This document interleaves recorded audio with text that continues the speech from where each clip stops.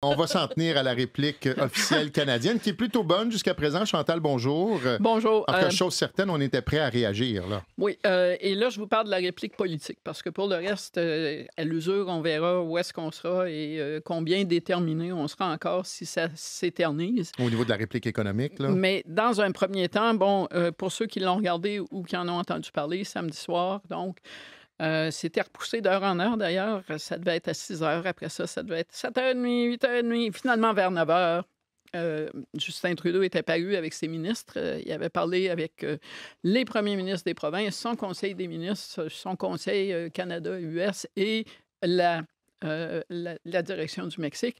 Et a livré, selon des gens qui sont normalement totalement critiques de Justin Trudeau, ce qui est considéré comme son meilleur discours comme premier ministre. Ça m'a rappelé, d'ailleurs, quand j'ai lu ça le lendemain, la réaction sur les médias sociaux, c'était unanime, là, des gens qui écrivaient en disant « J'ai jamais voté pour lui mais c'était le discours à prononcer qui a touché à peu près tous les points importants.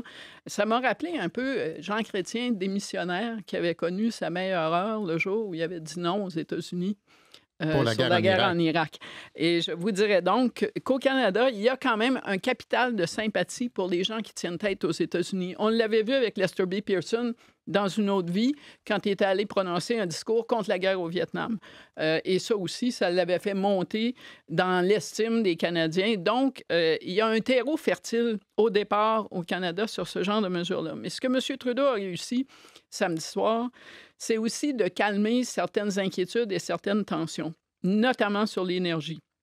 Bon, on le sait, le pétrole et le gaz naturel, les tarifs sont à 10 et pas à 25 C'est pas parce que Mme Smith a fait des beaux yeux à Donald Trump, c'est surtout parce que de toutes les augmentations de prix, les augmentations à la pompe sont celles qui font le plus peur à l'administration Trump au niveau d'un ressac au sein de l'opinion publique américaine au sujet des tarifs. Mais ce que Justin Trudeau a dit en réponse aux questions, c'est on n'écarte pas l'énergie, mais on ne posera pas de gestes sur le front énergétique vis-à-vis des États-Unis sans l'accord des dirigeants politiques des régions ou des provinces concernées.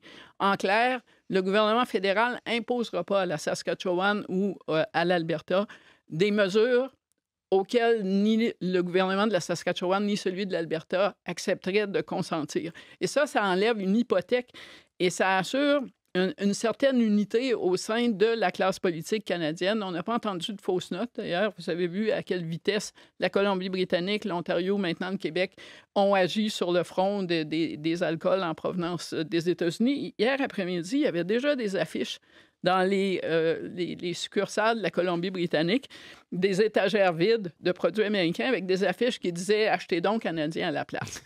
On était prêts, là, hein? Oui, là-dessus, on était prêts. Il y a une certaine sagesse aussi à faire ça en 2 temps, c'est-à-dire que les tarifs qu'on a annoncés, c'est une petite portion de ce qu'on pourrait annoncer, selon Justin Trudeau, le reste étant reporté d'à peu près 3 semaines. Et ça, c'est pour donner à l'opinion publique américaine et au milieu économique américain le temps de percoler et, si possible, de chauffer un peu le président Trump. On le sait qu'il y a des dissidences au sein même de sa garde rapprochée au niveau de cette imposition de tarifs. Il y avait même été question vendredi après-midi que ça aille au 1er mars pour donner le temps d'avoir des discussions. Moi, je pense que cette fuite à Reuters, qui émanait de la garde rapprochée de Donald Trump, a probablement mis le feu aux poudres. Vous savez que c'est un président qui a des coups ça lui Chaleur, vient. des Oui, coups de c'est ça, chaleur. des coups de chaleur. Alors, puisque c'est comme ça, non, je vais les faire demain.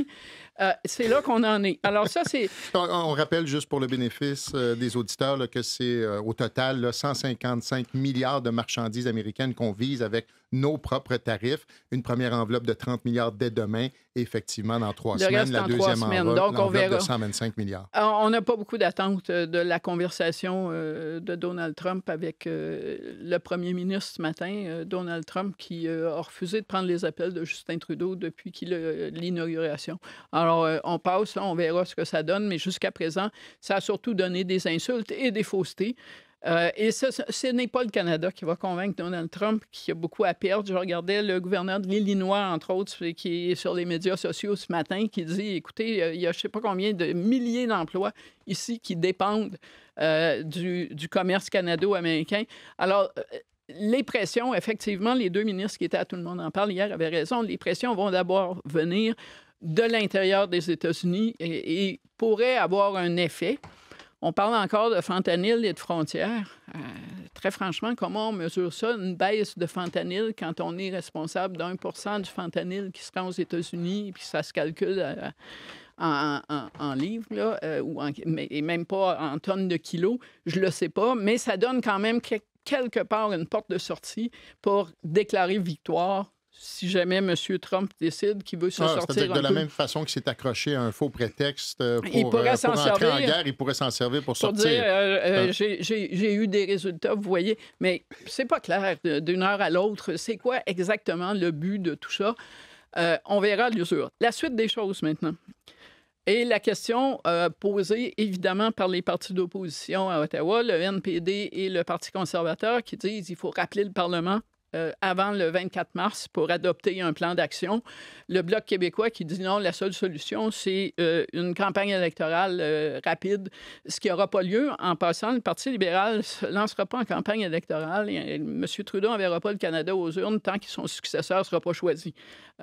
Premièrement. Mais deuxièmement, le Parlement ne sera pas rappelé plus tôt, à moins d'avoir un engagement extraordinairement ferme d'au moins un des deux autres partis, qu'on ne rappelle pas le Parlement pour assister à une séance de jeux de coulisses et de jeux de procédure comme l'automne dernier, qui mènerait à faire tomber le gouvernement plutôt qu'à être efficace. Pour adopter un plan, très franchement, Justin Trudeau et les premiers ministres n'ont pas vraiment besoin des partis d'opposition et de la période des questions. C'est pas nécessaire. Est-ce qu'il y aurait un bienfait à le faire quand même? Bien, dans un monde où la collaboration serait plus évidente, mais hier, M. Poilievre, après avoir débité à peu près tout son programme électoral et 3 autres nouveaux slogans, n'a pas voulu répondre à la question, est-ce que ça veut dire que vous mettez de côté votre menace de faire tomber le gouvernement à la première occasion? C'est très difficile de faire revenir le Parlement sans qu'il y ait un vote de confiance. Il y aurait un discours du trône, d'une part. D'autre part, est-ce qu'on réussirait à s'entendre sur ce plan? Et c'est pas le plan qui est la question, c'est est-ce qu'on a besoin de mesures législatives?